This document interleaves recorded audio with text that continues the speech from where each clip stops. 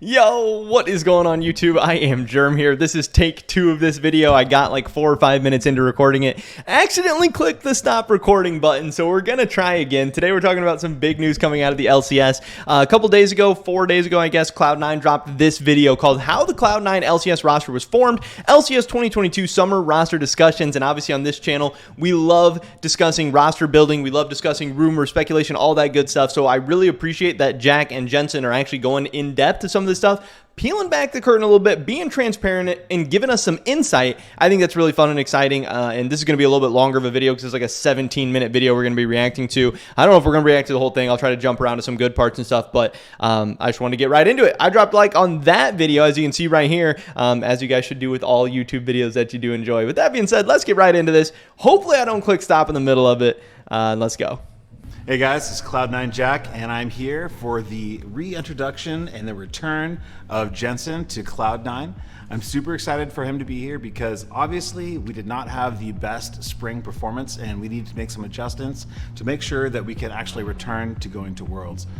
Me personally, in the 10 years of managing teams, I've only missed Worlds one time. I never want to make sure, I never want that to happen again. I know Jensen has never missed Worlds, so I'm really excited that he's here. And I think that's definitely an important part to start this whole discussion is that, yes, Cloud9 is in win now mode. Cloud9 is a team known for their international performances. Their team, they're NA's last hope. They're supposed to go to Worlds. They're supposed to get out of groups. They're supposed to do all these things. They are not a team that's, obviously, with any move, you want to keep your future in mind. You don't want to destroy your future. You don't want to do anything like that. But they are not the team that should be necessarily looking to save North America by bringing up all this NA talent, developing for the future, and sacrificing right now to be good 3-4 years from now. I really think that onus is on the mid-tier LCS teams and the lower-tier LCS teams and the academy teams and the amateur teams and all that stuff. I don't think Cloud9, I know there's a bunch of like NA talent Andes that are like, oh, Cloud9 sucks. They didn't call up copy. Fuck them, blah, blah, blah. It's like, no, Jensen is out there. Like Jack said, he's a guy that's never missed Worlds. Cloud9 just finished 4th in the playoffs. They were on the outside looking in, say hypothetically that the top 3 goes to Worlds. And this is a big move. But all of Cloud9's kind of roster put together, I guess, from this past offseason and all the offseasons needs to be analyzed under the assumptions that they are in win now mode, that they are trying to win, that they are a top North American team, known for winning, known for performing internationally. I think that's definitely something for people to note that definitely not everyone does. And when you operate under that kind of pretext, maybe you get some of those weird NA talent comments out of the way. I'm all for NA talent, and I think if there's good NA talent out there, it should be called up. But I'm not on the copy over Jensen train, not at all. Yeah, I mean, the plan is to keep that trend going, so see you guys at Worlds. Be really clear. I know there's a lot of rumors out there, guesswork, what we're doing with our roster. A lot of it's been right. So Fudge going from mid up to top. We have Blabber in jungle. Jensen is taking mid. We have Berserker in the AD carry position, and Zven is coming into the bot lane as his support. Now, I know I've already talked about this roster overall, but overall, I do think this was a home run, slam dunk, whatever you want to call it, offseason for Cloud9. Obviously, they're a team known for losing the offseason and then defying expectations, so we'll have to wait and see what happens when they actually win an offseason. But I think Jensen, big upgrade in the mid lane. I think Zven is going to be an upgrade as support, and I think Fudge is going to be a big upgrade over what we saw towards the end of the regular season and into the playoffs version of Summit. Yes, there's a case to be made. Oh, what if Summit returned to LCS MVP form? What if he returned to regular season form? I don't know. That's a risk to take because we saw 2 different Summits. Fudge is going to be way more consistent. Yes, the highs might not be as high, but I don't think the lows are going to be as low either. I think this is a C9 team that will be going to Worlds, and I think this is a C9 team that is better in the summer than they were in the spring, and at times during the spring, they were the best team in the LCS. And something that's also new and exciting is that he got his green card just recently, so he's all NA all the way. We love NA. Yeah, we love NA. I guess entering the offseason, Cloud9 didn't have the results they expected, and I reached out to them to hear if there was any interest. I guess I want to pause there for a second too and say that this Zven green card is, I guess, a pretty big deal. It does mean that Cloud9 is only going to be using one import. Berserker is going to be their only import. Fudge is native, Blabber's native, Jensen's native, and Zven is native. So I don't really know where they would import somebody on that team at that point. You know, Jensen is expected to be one of their better players. Fudge and Blabber are like their franchise players. So I don't think they're going to make use of that green card at all. But it also does make Zven a candidate to potentially be sold off to somebody now that he is a resident. But yeah, C9 is only going to be using one import slot. Kind of an interesting note. And immediately, you know, I know that they have goals of making it to Worlds and just having good international runs, and it seems like we kind of just aligned on the same idea that we want to be a competitive team, and yeah, I mean, it just made sense. In the off season of last year, we were actually really interested in having Jensen join our team, but there was these massive buyouts that are kind of in the way of making something like that happen. So I looked at other opportunities that didn't have those issues to stop it. But now those problems are gone, and we really need him more than ever. So it was really, you know, a fantastic fit. When I reached out to him to talk about the team we were building, he was really... So that's kind of an interesting note that this past offseason, obviously, when I believe he's talking about the offseason heading into 2022, where C9 ends up going with Fudge in the mid lane, that they were actually interested in Jensen. But yes, TL had a massive buyout, and they weren't going to let him go, which really does suck, because it means they were largely keeping him in contract prison, because at that point, you know, C9 was going to be one of the only teams that was really probably going to be looking to buy out Jensen, maybe TSM as well, but you know, we've seen TSM has kind of been being cheapskates lately. That TSM isn't necessarily looking to spend all that money, and then it sucks that TL ends up dropping that buyout. They end up releasing Jensen, but after he doesn't have a chance to go to any teams, and that just kind of sucks. It shows that there's really no reason that Jensen shouldn't have ended up on a team for spring split of 2022, but it also shows that Cloud9, you know, they're willing to spend, but they have their own limits, especially after, you know, dropping a bag on Perks last year, and that ended up, you know, ultimately not really panning out that much, especially since he ends up leaving after 1 year. So kind of an interesting note there, man, how different things could have been if Jensen was the mid laner for Cloud9 last split. Kind of interesting. Really interested in what we were doing, and I know I had Blabber going, you need to make this happen. I had Fudge saying, you need to make this happen. I had Zven saying, you need to make this happen. So that's definitely really, really cool. You know, we heard Jensen say Blabber has been his favorite jungler to play with of all time. The fact that Blabber and Fudge, I know there were some like weird people. Fudge has said previously that I think Jensen maybe... they didn't want to bring in Jensen, or he didn't think Jensen, he didn't think it was surprising Jensen didn't have a team or anything like that. I know some people have been passing around clips like, oh, see, Fudge thinks Jensen sucks, or Fudge doesn't even want to play with Jensen, blah, blah, blah. It's like, no, Jack's saying, hey, Fudge, Blabber, Zven, they all want to play with Jensen. They all said, we need Jensen. Hey, it doesn't sound like Berserker got his name in there, but I'm sure he'll be excited to play with Jensen as well once I get going. it happened. Going into the offseason, we wanted to move away from working with Summit, and we thought the best option that we'd have for top lane would just to have Fudge go back, because top lane options are a lot more limited, in my opinion, than mid lane options. And that is one thing that sucks in the West. I've always said this, top lane is probably the weakest position, not just in North America, but in Europe. It is so hard to find good top laners. Side note, that's kind of why it makes it even funnier that TSM ends up letting go Broken Blade. Now he's doing what he's doing with G2. We'll talk about that in a whole nother video. But this is pretty crazy. This is spicy. Blabber coming out and saying, we didn't want to work with Summit anymore. I don't know if that's saying Cloud9, you know, the organization, or if it's saying the players. And Fudge is kind of sitting there nodding his head. Maybe we don't know how bad things were behind the scenes. Maybe we don't know how frustrated the team was in Summit's play, in his champion pool, in his reluctancy to try other strategies. I know everyone's flamed Cloud9 and be like, your draft sucked. Just make Summit play something different. Just make Summit, you know, put Summit on Ornn, blah, blah. Maybe there's way more to the story, but either way, spicy, this little, you know, clip or whatever going on. As well as Fudge was already really good at top previously. So we wanted to move him back top, and that meant that we were gonna have to look for like a new mid laner. And like there are some EU options that we also were looking at for sure. But one of the first people that came to my mind was Jensen. Just because for me, I've wanted to work with Jensen in the past. Like after we stopped working together, I had a good time playing with him. I've always thought he was very talented, and I wanted to play with him again. So I was definitely one of the people pushing for Jack to pick up Jensen. And in the end, they were able to come to an agreement. Yeah, so that's pretty much how it happened. Initially, I was a bit worried about picking up Jensen just because I didn't have a very good first impression of him. But then Blabber sort of convinced me to talk to him. Blabber and Zven convinced me to talk to him to at least see how the conversation goes. And I think after talking to him, I was pleasantly surprised with how willing he was to. There was bad rumors about him, I guess, as a teammate, but I think he was able to address them really calmly and objectively, and I liked my conversation with him a lot, which made me very willing to work with him because I think he's really, really good as a player. And my only possible worry with him was possible team dynamic issues. But after talking to him, I'm pretty happy to play with him.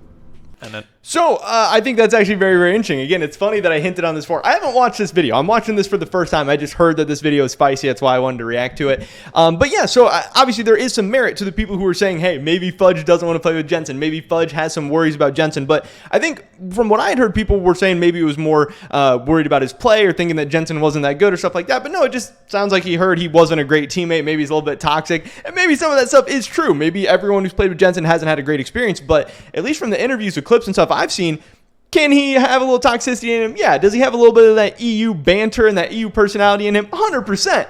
But he also seems, very mature. He's one of the older players. He's 27 years old or something like that. He seems thoughtful. He seems calculated. He seems like he cares about people. When Alfari got mad at him, it seemed like he felt bad about that and didn't want that to happen.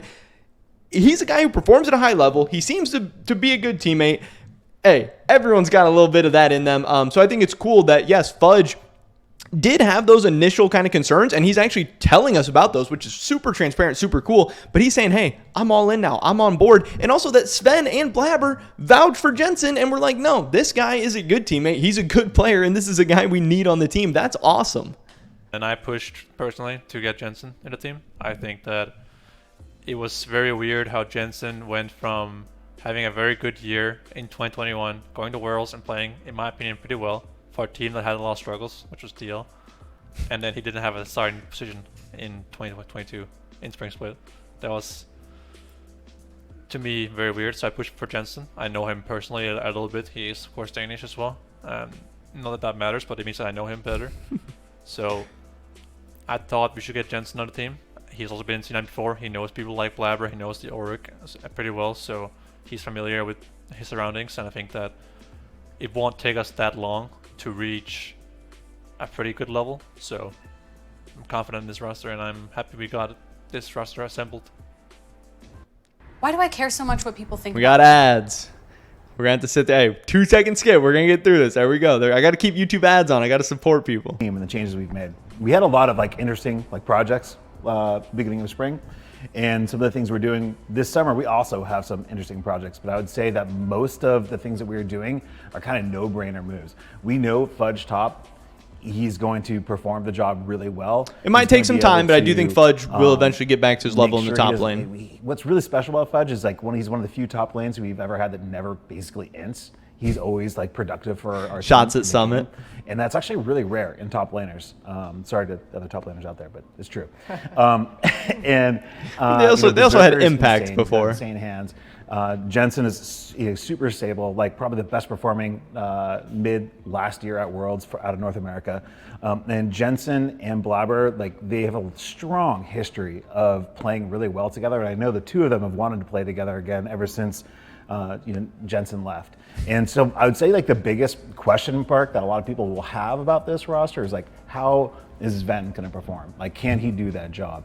And anyone who has worked in League of Legends and has been a pro knows this guy grinds super freaking hard. He puts in the work to get the results he needs, but he also comes with, he's new to support, but he's been in bot lane forever. And that knowledge is transferable to that position. So there's probably some learning, absolutely, but this is a guy that we are betting he's gonna be able to figure out this position and take all that experience of being excellent at bot lane and take us to heights. And I think that's a calculated risk that just makes a ton of sense. I think it'll be interesting because I think we have a good balance of, people who are very stable at the game and also a lot of playmaking at the same time. So I think how we're going to gel together as a team is, I don't really see any problems, at least right now.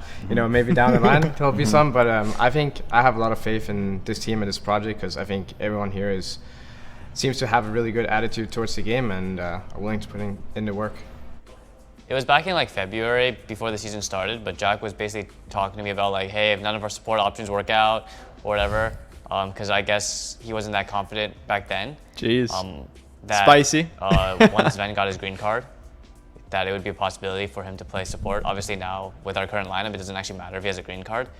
Yeah, that is interesting to hear that they were so forward-looking, but that's also crazy to hear that this Zven to support role swap was being talked about all the way back in February. This isn't just something that they decided, a month ago. This is something that Zven has had time to think about, that he's had time to practice, time to work on, time to learn about the position, learn about the game, and I think overall that could make this a much higher probability of success. Obviously, he hasn't been playing support like that, but maybe he's been scrimming some support behind the scenes. Maybe he's been playing some of that in their team in-houses. Who knows exactly what all has been going on. Obviously, a lot of it has been behind closed doors and very, very locked off away from the public. But even the fact that they were talking about this, considering this in February, one, shows that, yeah, maybe Jack didn't have full confidence in all the support options they had going on, but also maybe how much faith and belief they have in Zven, but also just how much calculation and forward-looking and thought is being put into this Cloud9 team.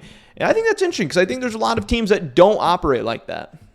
But back then, with Summit, obviously, and Berserker, he would have needed a green card to play support, and it was something that Jack was thinking about. Definitely, it wasn't something that crossed my mind, really, because I was like, okay, sure, Jack, he likes to talk about a lot of stuff, so I was like, okay, it's just another one of his That's things funny. that he talks about, but it actually came true, so good job, Jack. You need an evil genius every once in a while. First of all, I don't really think support is a role that's extremely hard to role swap to, especially if you already played ADC, just because as an ADC you learn a lot about support in the process of playing bot lane, right? But also I think Zven as a player is very, very good at reading the overall game state, which I think is very important for supports. And you have to understand all the other roles when you're a support player, which I think Zven actually understands really, really well.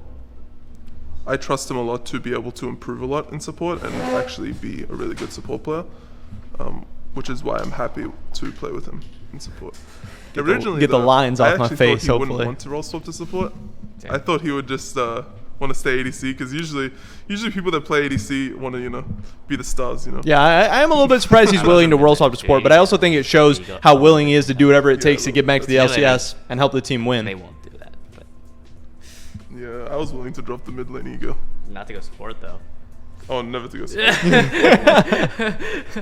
support. Another role is fine, yeah. Yeah. The role swap happened in the offseason. It became pretty clear pretty quickly already in the middle of playoffs that Winston was not going to be on the roster in summer. He wasn't even playing in the end of playoffs. I don't know what happened to Isles staying in the team. That's not my business. But I was asked if I wanted to play support for the main team, and there were no good opportunities for me to play ADC, ANC9, or in any other good team. So I chose to try support over. Kind of funny how he throws it in there. There was no opportunities for him to play AD carry in other good teams. It shows that he is a competitor. He doesn't want to just play in the LCS. If he can chill on Cloud9, make a salary, and work behind the scenes, he can do that before he goes to CLG or Immortals or maybe even TSM. Who knows? But it is kind of interesting. It is kind of funny that, one, obviously it shows he did. AD carry was his first choice. It wasn't like, hey, I'm ready to role swap to support, guys. It was just like, I want to play AD carry. Okay, I can't do that. Well, what can I do? Oh, support's there? Sure, I'll try it out. Maybe that's not as great. Maybe that's not as good of a sign, and maybe it shows, Zven isn't all in for this long term. It's not like he's going to be a support for the rest of his career, or, if things go bad, it's not like he won't role swap back. Who knows? But, it sounds like it wasn't his first choice, but still, I think it's really cool that he's willing to do whatever it takes to help C9 win, and to get on a good team in the LCS, because he is a super competitor. We definitely know that. Staying in academy for another split or not playing at all. So here we are. And I'm actually looking forward to it as well. So it's going to be good, I think. I know a lot of people have been memeing about that last line where he says it with so much confidence. He's like, oh yeah, I'm excited. It's going to be good. Like, it doesn't say it, he's not convincing anybody, but I don't know. It'll be cool. Like Jack said, he's a super grinder. He's someone who, is going to give it everything he's got. And all the other players, seem excited. They seem down. They think he has the right intangibles, right mindset, right play style to be good at support. And like I said, the bar isn't exactly the highest in the world in anyway. Winsome wasn't that great. Isles wasn't that great. He doesn't have to be insane to be an upgrade and to make this team better and to help them win. Yeah, I'm challenger right now in the US 1000 LP at time of recording this video. No big deal. And I mean, I feel confident, excuse me, playing support. It's not really that. I think the laning phase is probably the easiest part of the role. It's in the mid game where it gets harder, where you have to use more brain. I always thought if I played support, I would do certain things that I wanted my support players to do when I was playing ADC. So now he's got the idea of chance. what I want to do as a support player, because I know the ADC mindset, so to speak. So I think I have a good idea of what I'm gonna be doing differently than other support players, and I have a head start of other people that reroll because I have so much experience in the bot lane already. So, and I've worked with good support players in the past too, so I have things that I think that's a big thing. I'm sure him and Mithy have had plenty of discussions about AD carry and support and bot lane and all of that. Any fear that I won't be quick to learn this role. I look forward to playing top lane again, mainly because... And that was mainly what I wanted to talk about. I thought the Zven stuff there at the end was pretty spicy, and I think I've gotten most of my thoughts and opinions there about Fudge and everything, and I don't want this video to drag on too long. So that's pretty much it for this video today, guys. Let me drop a like if you did enjoy it. I would appreciate that so much. Leave a comment down below. Let me know what you think about anything we talked about in this video, anything to do with C9's roster heading into the summer split. I'd love to hear your guys' thoughts and opinions. Subscribe, stay up to date on all my latest content. Hopefully catch you guys in the next one.